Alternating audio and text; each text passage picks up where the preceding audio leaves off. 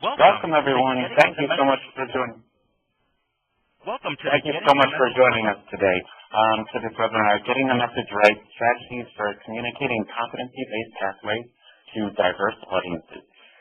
This is a webinar that's co-hosted by Achieve and the Innovation Lab Network at CCSSO, and we're very glad that you could join us. I'll turn it over to Corey in just a second, but before I do so, I wanted to run through a few logistics. So first off, if for any reason you should lose audio, please just call back in on the same line that you used originally. You can use the operator assistance by just dialing *0 at any time. Everyone will be muted throughout the entire call, but we do welcome your questions, so please do type them into the chat box below. With that, I think I'll turn it over to Corey. Thank you so much, Andrew, and thank you to all of you for joining today.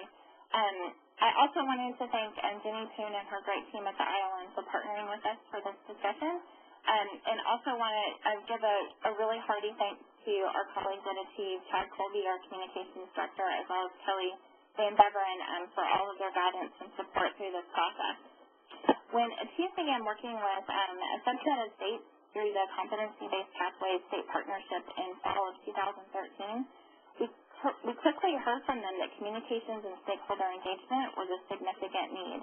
The very worthy challenge of transforming policy, practice, and ultimately the learning environment to focus squarely on student mastery rather than time in the calendar really called for effective and ongoing communications and engagement with teachers, parents, school and district leaders, as well as policymakers, higher education leaders, and the business community. So today's webinar follows over a year of work with states, and we're really designing it to share resources, tools, and discuss guidance and lessons in communicating and engaging with diverse stakeholders to help pave the way ahead to move competency-based pathways from aspiration to vision and ultimately into reality. We're delighted to be joined today by Chris Sturgis, principal of Venice Next, who leads Competency Works, the fantastic Competency Works. We're also joined by Tim Hanisch from the Reinventing Schools Coalition, which assists states, districts, and communities in moving toward competency-based systems. And we're joined by Pete Ian Hoonan from the Fratelli Group, who has been working with us to provide support and guidance to individual states and collectively. Each of them will give very brief remarks, and we will follow with a moderated discussion before opening it up for your questions. As well, we are very hopeful that we'll also be joined by Rose Colby. She's coming out of another meeting right now.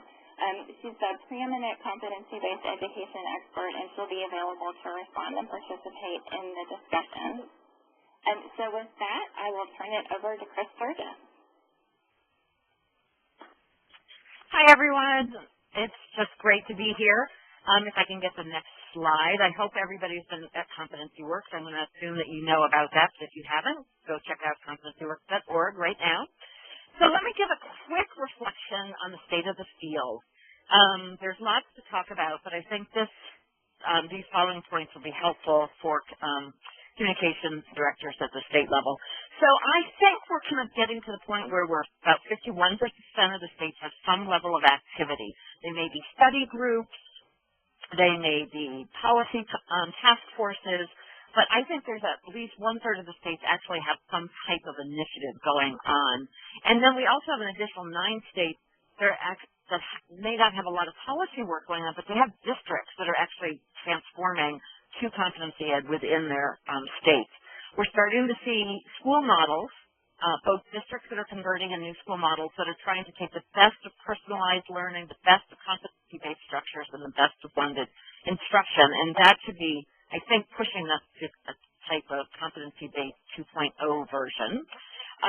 The great strength of the field right now is that there's at least 30+ organizations that have built the capacity, such as Achieve, right into their organization, and so that they can talk about and guide their affiliates and networks really well. And that is helping us tremendously in the field.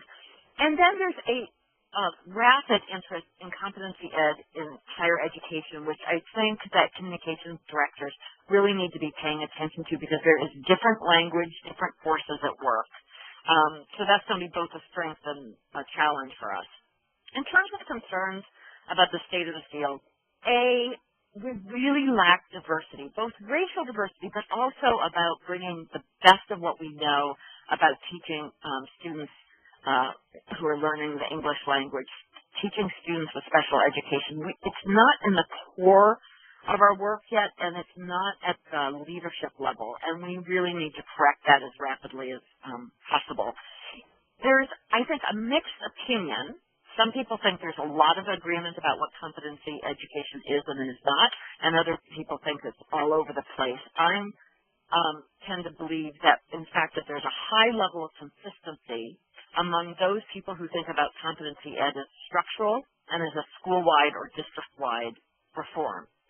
However, there is also a group of people who use the language of mastery-based or competency-based to describe online instructional delivery modalities. That tends to be the vendors themselves who are using that language because competency education has taken hold so rapidly. We find very, very few policy barriers in the field. What we really do not have yet is an aligned policy infrastructure. That is not holding us back, per se, but it is not helping us advance either. So that's a lot of the work to be done over the coming years. We have not defined high-quality implementation, and the reason is that districts are hesitant to share their results. Our current state accountability and assessment systems really don't help you see where there's progress for the students who have been underachieving for years, and it's hard to tell by those systems that there's progress. And so districts they're being very conservative about sharing their results, and I think that's appropriate, although it is hurting us right now as a field. So that's one of the things to look for as you're doing your work, is to try to help districts be able to share the results in an effective way. So next slide. The biggest issue I have found is to help people wrap their heads around competency-based education. It is the challenge all of us are facing in terms of communication. On this slide are a number of questions that came up. American Youth Policy Forum helped aggregate all the questions that were raised as the District of Columbia started to try to understand what competency-based education is. And these are some of the samples of questions you're going to get. They're very specific, and they're often very much about what's in it for me and my child or my student or my school. I think my assessment is that there's two things that hold us back from people being able to get this really wrapped around their head. One is really understanding. Well, there's three. One is understanding why the traditional system is reproducing inequity. And then what comes from that, we are so used to the way we were educated, we have a hard time holding on to the idea that students are at different places in their skills currently, but in fact we just keep delivering curriculum to them that they may not be able to access or is not actually very engaging to them. What competency-based education does is assumes personalization is required in order to get students to progress, and that in fact kids are all over the place in their learning on their learning progressions and in terms of where their strengths and where their gaps are. And that idea has to really take hold for all of us, so that when we think about 30 children or 25 children in a classroom, then what we're picturing is 25 kids who are all at different learning places, not 25 kids who are all in second grade who all have the exact same skills. And the other idea that we have to really get our heads wrapped around with is that we're going to keep working with kids until they're proficient. We are so used to passing kids on. And if we don't pass kids on, then we think about retention as if those are the only two options available to us. And it's this third way of being able to provide more support and a little bit more time here and allowing kids to go at a little bit slower tempo that is going to be able to help people understand competency-based education. What we've really found is that it's about creating conversation that helps people get their heads wrapped around about it, that reading something is nice, but it's when you start to have the conversation that people go, oh, I get it. Next slide, please. So in terms of resources at Competency Works, we have lots of blogs that talk about different types of frequently asked questions, but what you will find there is some introductory materials called What is Competency Education, and one was designed for state policymakers and one for federal policymakers. And we encourage you to take those materials, put your own logos on them, use that material. It's registered, licensed under Creative Commons. There's also a wiki page that we have been pulling together examples of how communities talk about competency education, and that I put the link there for it. It's called Engaging Communities and Building Shared Vision, and that's where we try to link examples for you. As we were writing these introductory materials, and I have to say, I am so excited about this webinar because it's the first time I've seen the communications toolkit, and it is so fantastic. It's beyond my expectations. I wish I had had this when I was writing the introductory materials. But just a few of the lessons learned in writing that. One, this issue around the vendors calling their software mastery days is a problem. You just have to kind of keep going forward. And there's no way to manage that. So it's just part of the challenge. I would avoid talking about time as a variable. It gets us very focused on self-paced and pacing, and it fails to get people to the idea that this is really about kids demonstrating their learning and about moving the system to be around learning goals rather than earning points and credits. And I think the other thing that you're going to want to think about is, especially from the state level, is when people hear the word assessment, they think of the word test, and they think of state accountability.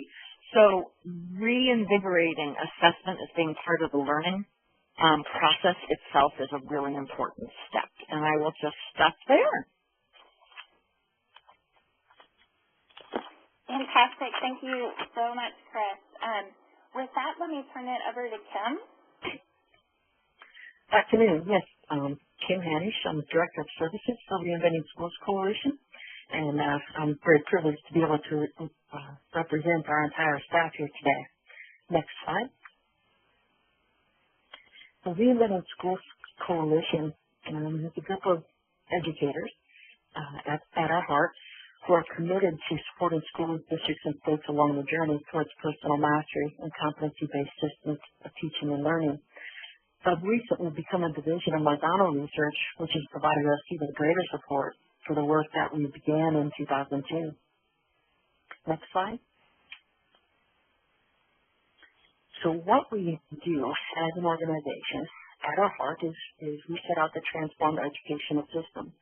And we do that from the ground up by working with schools, districts, states to really start exposing and celebrating the need for change, and then helping to establish a foundation to support that change, and guiding systemic approaches to ensuring that there's a learner-centered culture. So we begin from the very bottom of building that strong foundation. Then we help organizations really shift the paradigm from that time-based system to performance-based. And we're able to help systems do this by working with their staff and their district leaders as well as community and students, and really start changing the way we think about teaching and learning, and start talking about how we can move learning to engagement versus compliance, age-based types of learning and teaching. We help facilitate the change that we get them to discuss by providing tools, strategies, projects, and finally by providing ongoing coaching, whether it's in the classroom or with a group of people, to guide the implementation of the processes, guide the implementation of tools that they will use so that they become sustainable in their journey towards personal mastery and competency base. Next slide. The work that we do is all built within the RISC framework for success, which is centers on shared vision, leadership, personal mastery, and continuous improvement. At first glance, many people believe that our framework is really geared towards teachers, district leadership, and maybe students. But in reality, it's geared toward and it depends upon all stakeholders at all levels, including communities. In the area of shared vision, there's really no way to have a shared vision as an organization if we haven't included the community members' voice as that vision is developed. The vision drives the strategic plan, and so stakeholders are driving the change. So it's nothing that's being done to the community, but it's something that's being done with the community as they build their system of competency-based. Which really goes over to leadership. If we're going to engage the community in this process, all stakeholders, including community members, have to be leaders in that change. Whether it's a vocal leader, an active physical leader, within our framework, we ensure that we're checking constantly that the community, staff, teachers, and district leaders are engaged in the process of implementing the strategic plan. In the area of personal mastery, many people first again look and assume that community wouldn't be involved in that because that's really the instruction and learning. But at the very core of personal mastery are the non-traditional learning targets, the ones that center on the career and college readiness or in 21st century. And it's the community that has great insight on what they really want their students to know and be able to do during school as well as after school.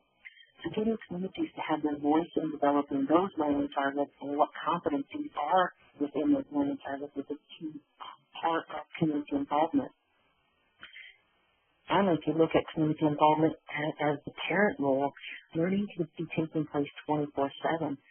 And the parents, as well as other community members, can be helping students learn outside of the school wall and provide evidence of learning back to the school for what the students are doing. And then finally, in the area of continuous improvement, that's obvious that we're going to need community and all stakeholders to be able to provide feedback along our journey as the strategic plan is implemented. So feedback loops, voice is a key piece that we're going to need from community.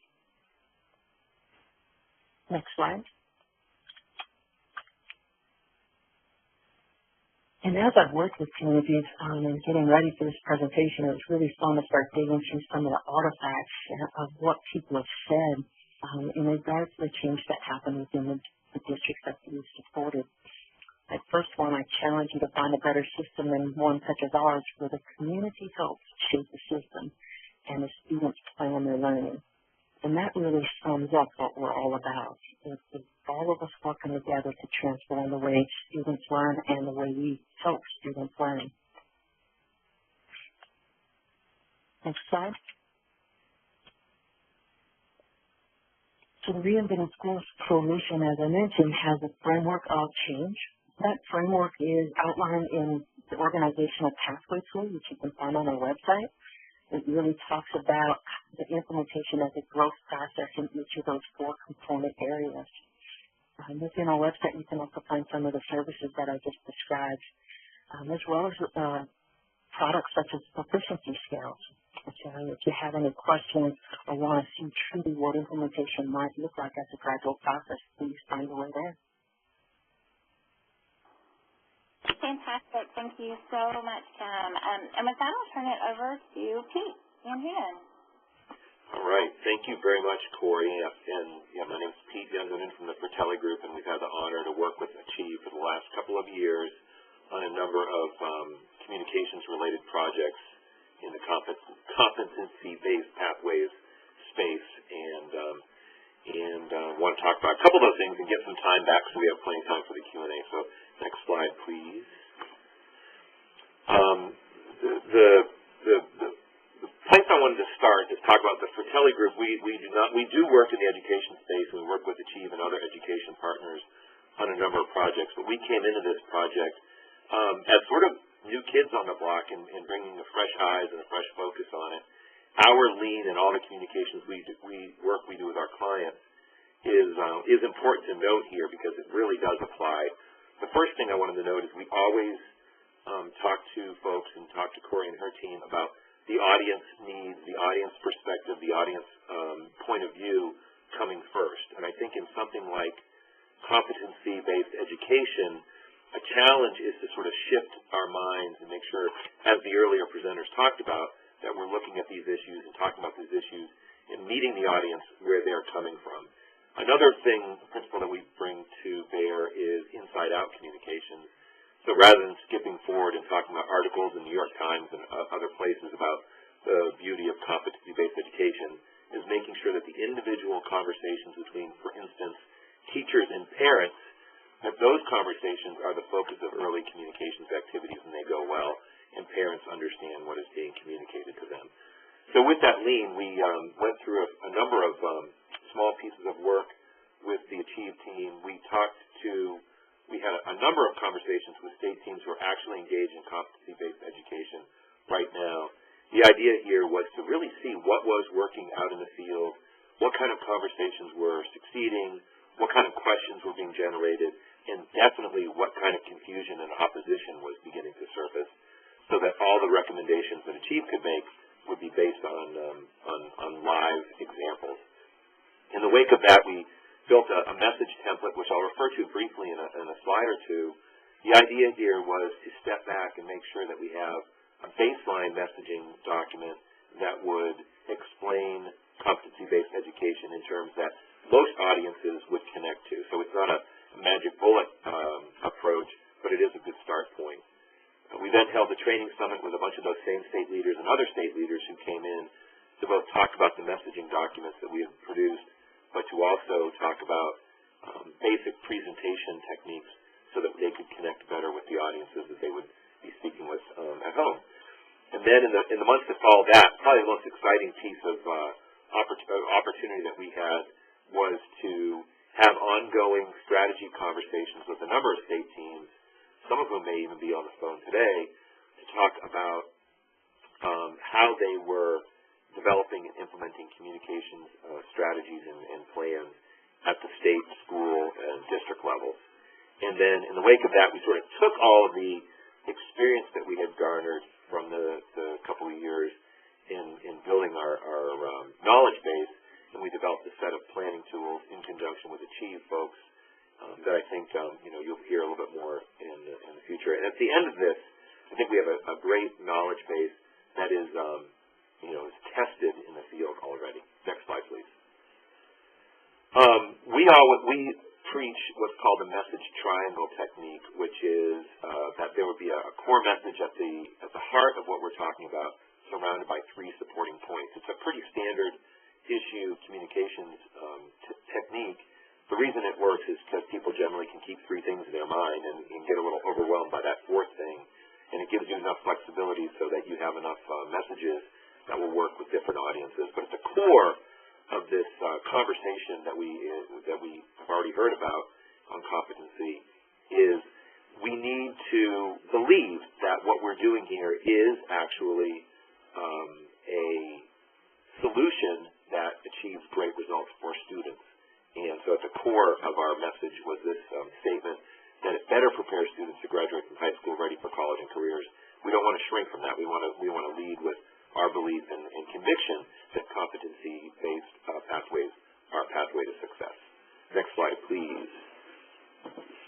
Underneath that sort of main message are these three supporting points. And one of the things that really shone through was the fact that most audiences, parents, teachers, and other stakeholders really connect with the fact that the individual needs of students are at the heart of competency-based education.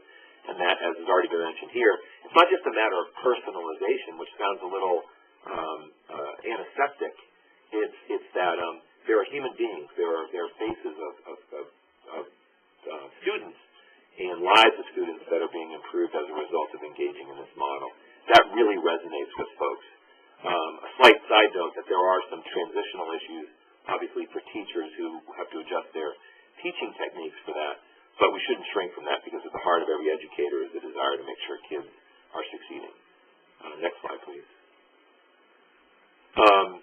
The focus on success and truly preparing people is making the clear case that the mastery of critical knowledge and skills is the best way to prevent those learning gaps from showing up in the first place, much less growing over time and producing kids and students and future workers and future college students who have these tremendous learning gaps, and that this system, this approach to education is a great way to prevent those gaps from appearing in the first place. There's sort of an underlying message of efficiency, of smart allocation of resources that meshes very well here.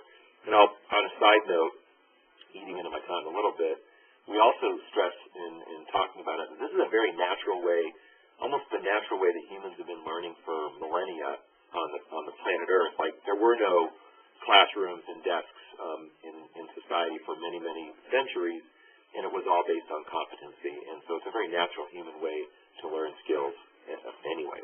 Next slide, please. Finally, I think everyone probably is at least somewhat aware that one of the biggest challenges in talking about it is you can convince people that competency is a really great approach to education in terms of what it produces, but there's the additional challenge of making sure that other people outside the system will understand it. And that usually means college admissions counselors, parents being afraid of that, and being able to state and then make the case very clearly, this is a very accessible, very understandable, very translatable, and the messenger is almost more important here. So to have sort of the college admissions director from, Smith College come in and talk about how easy and helpful it is to understand and interpret competency-based transcripts is a good way to send that message. Next slide, please. Finally, they've asked me to sort of stress, what are the keys to your success? And, that's hard to summarize in 4 bullets, but I think the first place is, as you can see from this presentation, the Achieve team has brought together some of the foremost experts and people who are really doing this in the field, and Achieve has developed a knowledge base and experience base in competency-based education as well as other issues, so leaning on them as a partner. Achieve's success is predicated on the success and experience of all these other states. So for people who are on the call today, I would encourage you to find like-minded state partners in other locations in the country or just across the border to make sure that you're learning lessons from what they've gone through, because there's no reason for everyone to sort of get the same black eye when you can avoid those things. At the heart of our actual practical communications advice and what we talk to the states about are stories. I think we'll talk a little bit about the infographic in a minute, but we encourage everybody to find and tell stories about individual humans, students, teachers, and others who have benefited and been our success stories as a result of competency-based education. One solid success story about a real human with actual voice and face can do 1,000 times more good than all the statistics, analysis, and studies. And then the last thing, especially in a case of a topic like competency where it can be a little elusive and complex at first, is you want to be patient and take your time and not be in a rush to get your audience where you want them to be. Be consistent in your messaging and make sure that you sort of have those core messages down, your elevator speeches, and know how you're going to answer the questions that you're going to predictably get. But also be flexible and understand that you might need to shift things over time for different audiences at different times. And it's hard to sort of give an example of that off the cuff, but it's a mixture of those 3 approaches which will help you be successful. Next slide, please. And I know that Andrew's now going to present the online the toolkit, but these are really just a good start point. It's the conversations with other people who are putting these things into practice that I think will be the spice that will make this dish as successful as possible. Thank you. Thanks so much, Pete, for sharing a great overview of all the core messages that have really helped communicate competency-based pathways. And but now we've had the opportunity to hear from a number of experts at all levels, national, and even folks working at the ground level. And we're hopeful that we can really pique your interest in this new online resource that we have developed, a communications toolkit, through the support of the Fratelli Group, which is a fantastic resource that offers a number of individual tools. It includes step-by-step planning tools to help to consider in messaging competency-based pathways. It also offers exemplars of powerful messages and stories, frequently asked questions, and even a detailed guide to help you identify key audiences and strategies for reaching out to them. We've also pulled together, as Pete was discussing, an infographic highlighting specific student experiences that is not yet out, but should be very soon. This communications toolkit was specifically designed for the needs of states, but we're really hopeful that in addition to state stakeholders, that districts and advocates and others involved in competency-based conversations will find this of value. So we really do encourage you to tweak it for your own purposes. And last, you can find this online. It is on the hyperlink on your screen, and we'll definitely also make this information available following the webinar via email, and it'll be on our website.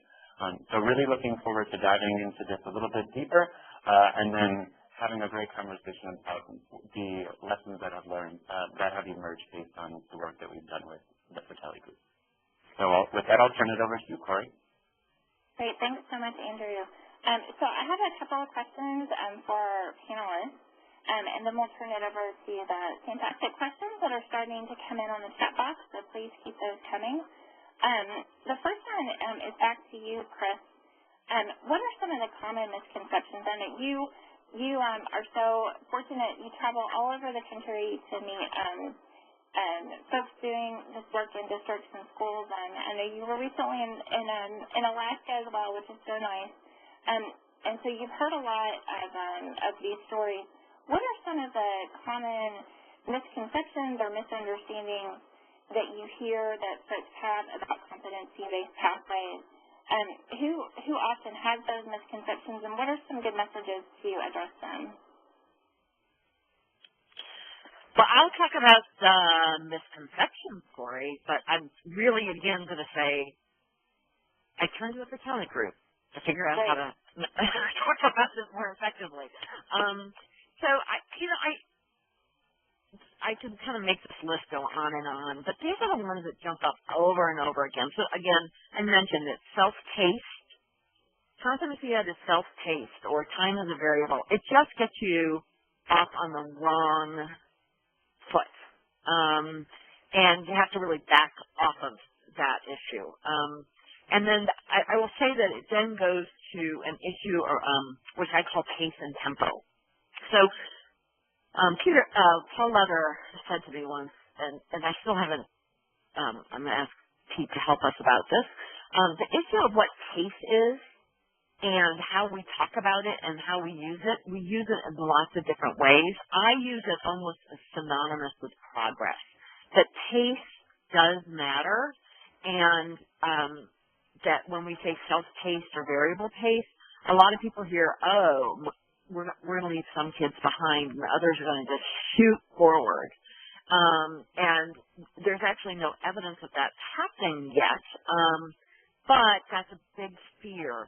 And I think making the distinction between pace and tempo, that when I'm tackling something hard for me, when I wrote those introductory materials, I had to slow down. I couldn't just whip them off. It was hard work, so I slowed my tempo down.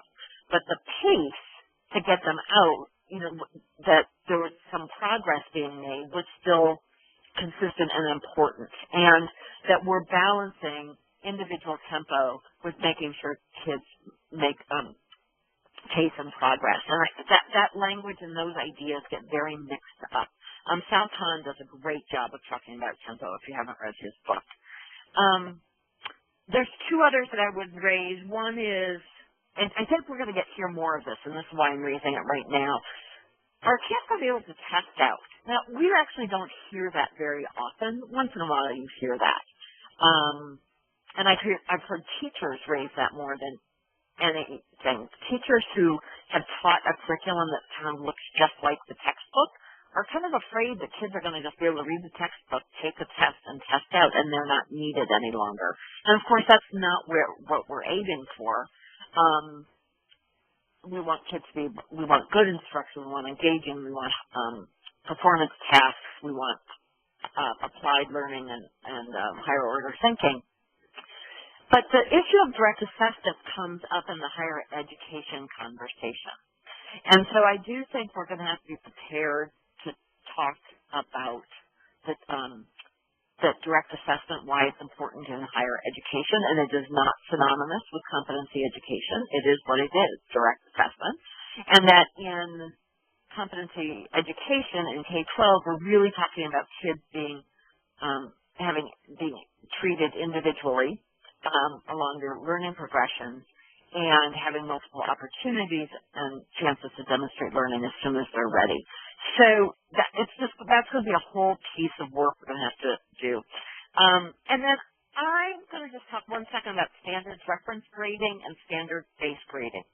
They are two different things, but the country is basically as a whole started to use, years ago, started to use the language of standards-based grading to talk about standards reference grading. And here's the difference. Standards reference grading, you use the standards in a course and the kids are scored on how they're meeting those standards. However, those kids are still passed on with C's and D's and huge gaps in their learning. It's just that the standards themselves were used in the grading system versus assignments. Standards-based grading makes the leap to where competency-based education is, which is we're going to make sure as a school that you actually become proficient on those standards. And that the big step is about school accountability. It's about teachers and the schools saying, we're going to take responsibility for this. And at that point is when innovation kicks in. You're creating a closed system. And being able to understand those two differences is really important. But the challenge we're all going to have in communications is that 90% of people use the words standards-based grading to actually refer to standards reference. I'll stop there. Great. Thanks so much, Chris. Pete, I wanted to turn it back to you. One of the recommendations that you made to the states was to really build up their capacity to share success stories and, story of students' journeys through a competency-based system. As you're kind of, I know you've talked with a lot of state leaders and done a lot of interviews and aware of kind of what the process steps look like there. What are some specific, next steps, very concrete things that you think states can think about doing in order to build up this capacity?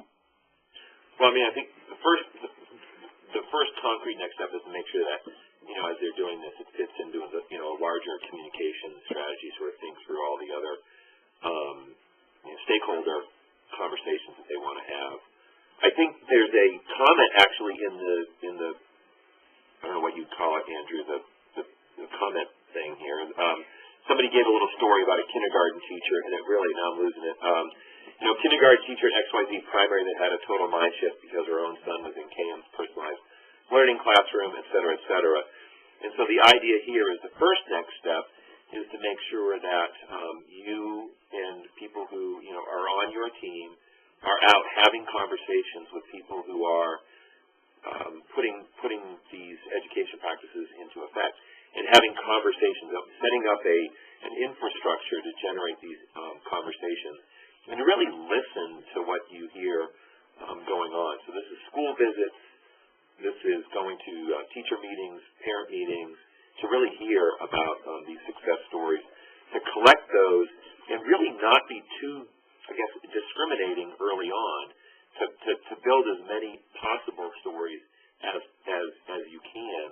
And then what we make recommendations, and they're actually in the toolkit, is to get groups together to have brainstorming sessions where you can actually talk about those stories and select those which do the best job of the following, which is it's sort of like the boy the boy makes good classic story of someone who faces long odds and is able to overcome those odds and be successful as a result of being in this program. And so you can do brainstorm sessions. We have workshops in here. You can actually videotape people telling these stories and maybe potentially broadcast them to other people. So it's sort of do a large collection. Then the next thing is to have conversations and select those with your communications team. That will be the ones that are most effective. And then to just build the stories out, whether that be as we've done here, the infographics, video, or just writing up very, very short narratives of those that you can tell. So it's sort of a three-step process there. Fantastic. Thanks so much, Pete. So I want to step back just a little bit and talk about kind of the arc of transition that happens, at the state level, but I think more saliently in terms of the need for really intense and effective communications and engagement at the local level, to really start to think about what that arc looks like. And Pete, I actually want to start this with you, and then Rose, I'll turn it to you after Pete. Pete, one of the things that continues to stick with me, I know when you and your team started this work with us last year, you did a lot of interviews with folks around the nation, and you came back and told us that the transition to competency from a communications perspective it's not a one-time event, that there's a major change management process that occurs. Would you take a moment and reflect a little bit more about the need for an ongoing process of communication and engagement through a longer transition process, and any kind of guidance that you would offer thereof? Absolutely. I guess the good news here is the subject matter that we're talking about today is unique and distinct, and it's important to have expertise and understand it. But the principles behind change management and communications that goes along with change management, these are principles which are in play, everywhere. I mean, I don't know why this just came to mind, but the massive public health care law change, no matter what your opinion is on the issue, the change management communications challenges that came across there, we all saw the government sort of learning lessons in real time. So clearly, when you're talking about something as important as the education and future success of young people and, somebody's children, it absolutely requires a long-term commitment. One of the ways that we saw that this works is to have an infrastructure, a structure, or it could be even an informal structure to be having conversations. And teachers, and I don't know if my fellow participants will agree, but from our experience, teachers really are the key group to not just convince this is a good thing, but to build ambassadors and people who are actively and proactively carrying the message forward of whatever the change is. So to get teachers where you want them to be on this takes some time because they have to be convinced as well. So, I don't, other than just sort of stating the obvious, that it is going to take a while to do it. The way that we've seen this work is before there's any sort of public communications effort is to lead with direct engagement, conversations, and listening to teachers talk about these issues. So, I don't know if that specifically addresses the issue that you were hoping that I would hit, Corey, but, in our experience, that is really a key. Great. Yep. I just want to key in on this. This isn't easy work, but it's important and takes that long commitment. So Rose Colby, we're so delighted to have you with us. I know you've been a huge leader and provider of guidance and counsel to a lot of communities and states as they have gone through this process of change and transition and transformation to a competency-based learning environment. We'd be delighted if you could share a couple lessons learned that you've experienced in terms of having a strong engagement with the community throughout that entire process, and good lessons that you would share for those communicating and engaging along the way.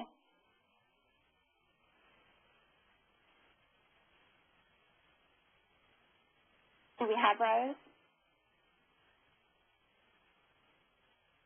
Let's see, we may not actually have her. I know she's on the chat box. Okay, well, we'll see if we can get her back. And with that, let me turn it over to Andrew to moderate a Q&A with the participants. Yeah. So thank you, Corey. There's been a lot of good action in the chat box, and I'm actually going to start at the end and work my way up. I promise we'll definitely get John had two really good questions. But first question I do want to pose based on the chat box is thinking about competency-based pathways in the context of multiple education reforms. how do you really message competency-based pathways as not just another layer, but as truly integral to all the work that that is happening within K-12 systems? So I'm thinking, Chris, would you want to start with that one, and we'll see if anyone else wants to weigh in? Sure. Well, yeah. So we've been chatting about that. So we're all thinking about it. I'm going to tell a story. I've already learned. I'm going to tell a story. I was at a school that I did not write about. They were doing lots of innovations. They had developed a senior project that was competency-based. They had developed beautiful rubrics.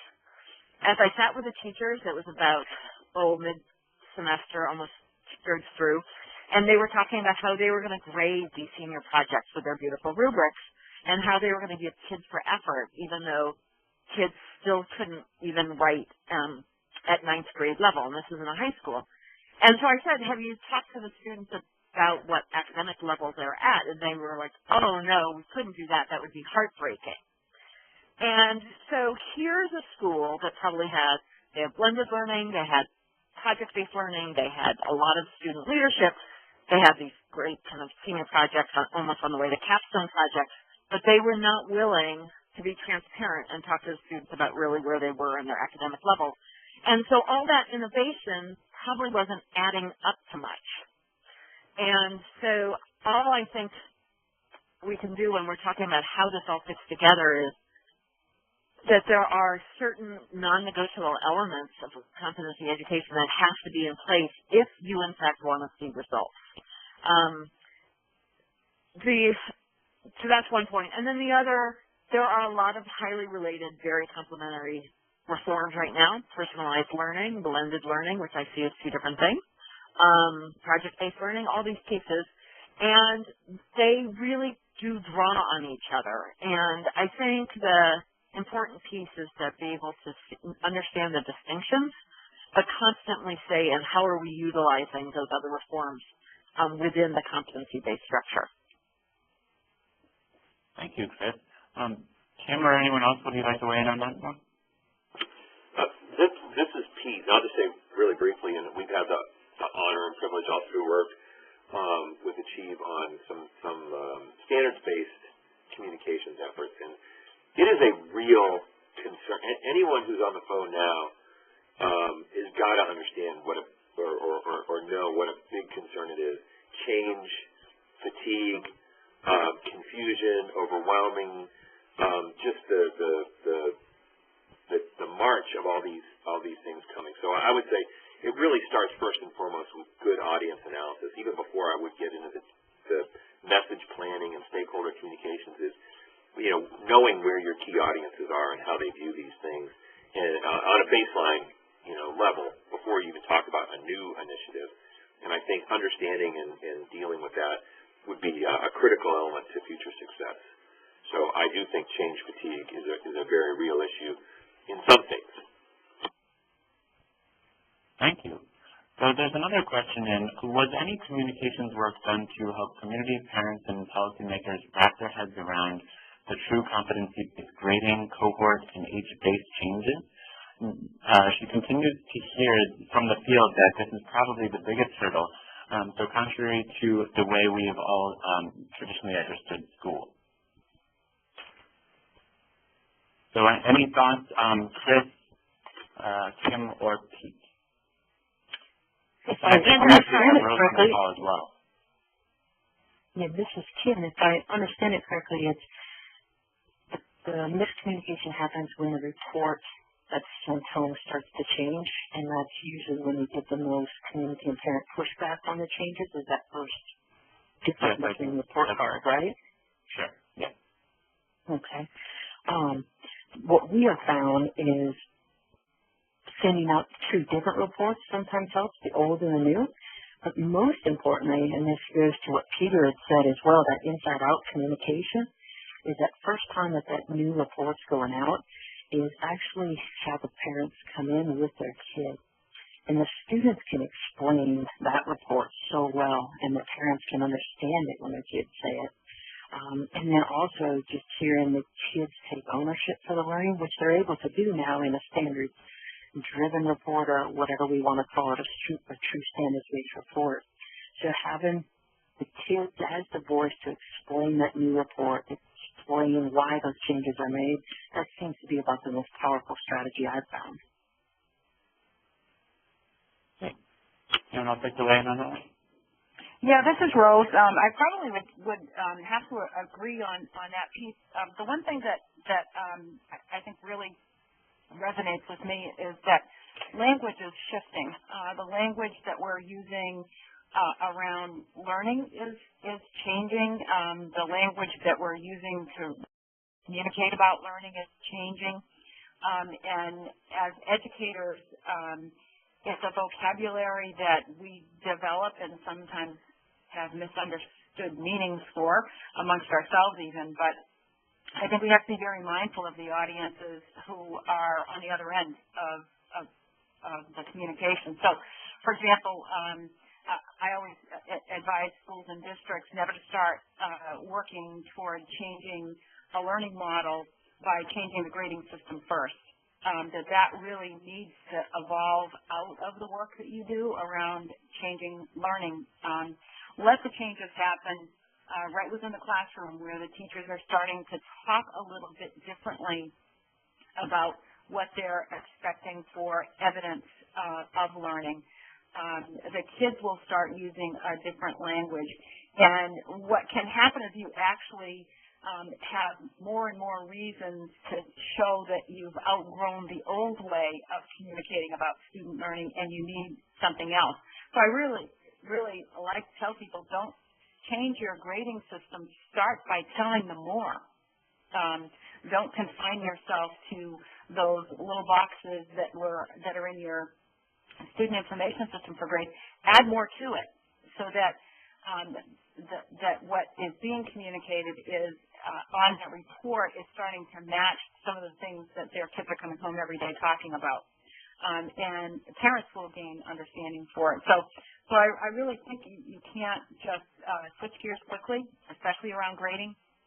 Again, it's not one of the first things I'd have districts do. I'd have them really work on really strong competencies that have really aligned learning progression, that have teachers involved in assessments that are performance-based, so that we can really build a body of evidence that tells us that, in fact, kids are meeting college and career-ready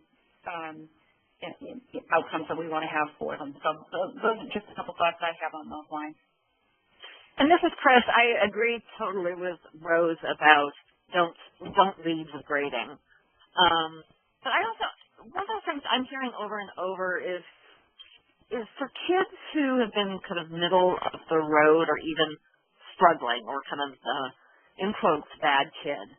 Also, when you shift to the only talking about academics and the grade, the parents are actually really concerned about their child who may be missing school, not doing their homework, and wanting to they need help, right? They want to work with the school, and the school actually really needs the parents' engagement around that. We, I think, probably have been underestimating an effort around competency ed, the importance of the habits or those professional skills or those 21st century learning skills. And they have to be developmentally appropriate, obviously, for which age group you're talking about. But making sure that those are powerful and being used and are part of the conversation with parents and kids around at the times of grading and talking about progress can be really, really important. Thank you, Chris. So I do want to just jump back and pull out a little bit of the conversation that was happening in the chat box. There was a good question from John. In terms of the core messages that competency better, quote unquote, prepares students for college and careers, to what degree do you think people understand what better looks like or means? I'd be really curious to hear from Rose and Kim, given your experience with folks at all levels. What are you really hearing from people on the ground and elsewhere about how they perceive what college and career readiness needs or better preparation needs? This is Rose, and I think that we really, as the educators, actually have to speak to what college and career ready means. Now, there's a lot of different metrics around this, and sometimes when you put that information out, it's a bit of a shock value to say, even though a student has a diploma from a high school, it doesn't mean that they're college and career ready. Because we're hardwired in the public arena to think that it should. We know it doesn't, and we also have a lot of data that shows that is in fact not the case. So I always, as I approach this, I say we are at a point in time where, as schools and as districts, we must turn to kids and their parents and say, what evidence are you going to show along this journey, K through 12, that tells us that, in fact, you are ready? So it's breaking that time barrier for parents. That's a real critical piece around this. And I think this is yet to come when we truly get a lot of public systems up and going with a competency-based graduation requirements that aren't time-based, that it doesn't mean that you complete 4 years of high school, because that's generally what parents believe. My kid finished 4 years of high school, he's going to graduate. And so I think it's really, we're coming into a time that these questions, it's really going to be incumbent on us to answer these the right way. But I do know that if we go to the colleges and we say, so tell us how many kids are successful in reaching graduation from college. We have a lot of data now just around mental health issues in kids, saying that kids who aren't ready for and are thrust into college are actually having great difficulties. And so I think there are a lot of pieces of this that we have to dispel a lot of myths about that diploma meaning that they're college and career ready, and pointing out maybe some of our thoughts, if you will, to say, we've been giving kids diplomas for a long time, and the data is telling us that they aren't ready. They aren't ready for the emotional experience of college. They aren't ready for the academic experience, and we want to be sure that kids are. So how are we going to do that now and turn it into the right direction? Thank you, Rose. Kim, I hate to do this. Unfortunately, we're out of time, but we'll definitely work at Achieve to compile any additional questions that weren't answered, and then get some responses from the presenters following. So hopefully keep this conversation going. And we do encourage you guys to all connect with the presenters if you do have follow-up questions in the future. And we'll provide that information to do so. Last, before signing off, I do want to say thank you one more time to the ILN team at CCSSO for helping put this webinar together. As always, it has been a true pleasure working alongside of them. And as far as next steps go, we'll be sure to send everyone a follow-up email with the recording of this webinar, as well as a PowerPoint and a completed toolkit. If you do have any questions, don't hesitate to reach out to Corey and myself. And thank you all again for tuning in. Have a great day.